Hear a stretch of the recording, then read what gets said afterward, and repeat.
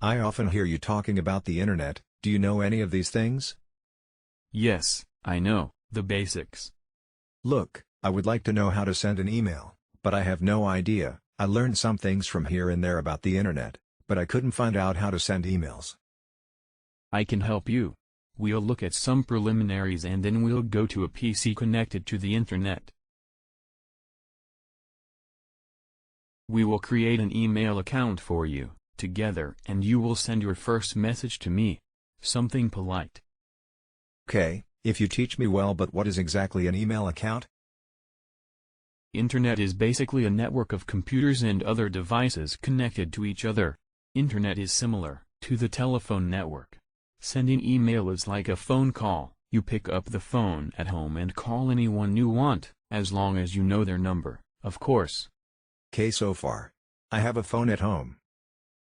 Telephone company will give you access to the internet, that is, it will also be an internet service provider for you. Having an email account is necessary to send and receive messages. It's just like on the phone. You need your own phone number from which you call, and of course the phone number you want to get in touch with. In email, instead of numbers with many digits, we have the accounts that consist of words. In fact, each user determines the first part of its own account name. There are many companies that offer this email service, but creating an email account is similar in all these companies. First of all, you have to decide on the first part of the account. You can choose something abstract, but a good technique is to write your name and surname in Latin, Yanis.Caligiru. My email account is thomas.nicolau@gmail.com. The first part, as you can imagine, I choose it and Google decided for the second part, after the symbol @ The rest of your email account similarly will be created automatically by the company in which you will acquire an account. But you also need to create a password that only you can know, so that no one can use your account for malicious purposes. Therefore this code must be complex. So what does complicated mean? One cannot easily guess him like 1 2 3 4 or Yanis. It should be a series of digits, letters and symbols that make no sense to anyone else but you, although it is best not to make sense to you either. Yes, but then how will I remember him? With a little effort you will memorize it. After memorizing the password, don't write it anywhere and don't give it to anyone. Never.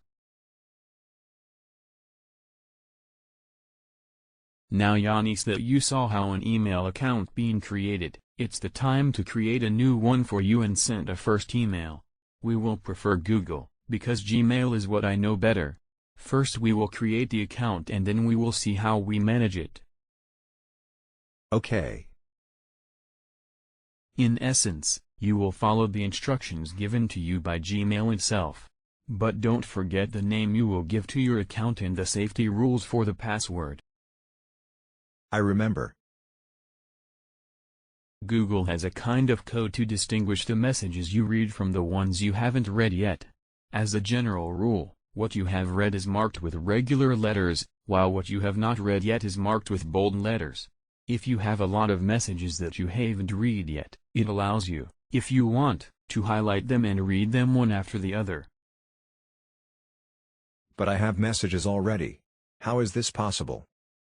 Well, Gmail send you automatically a few initial messages, kind of welcome. Okay. Very polite.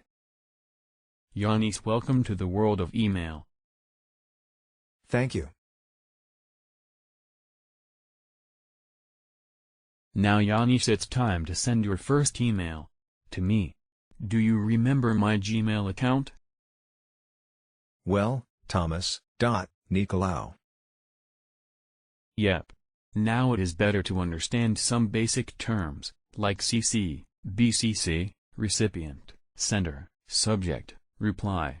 They are translated in our language, but it is good to know them in English as well, because many times they are used also in English language. You directly the incoming messages, the messages you receive. But if you want to remember the messages you send, You have to choose from the menu at the left.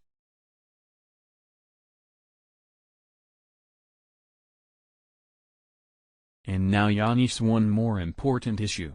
How to attach a file to a Gmail message. I don't understand. What means attach and what a file has to do?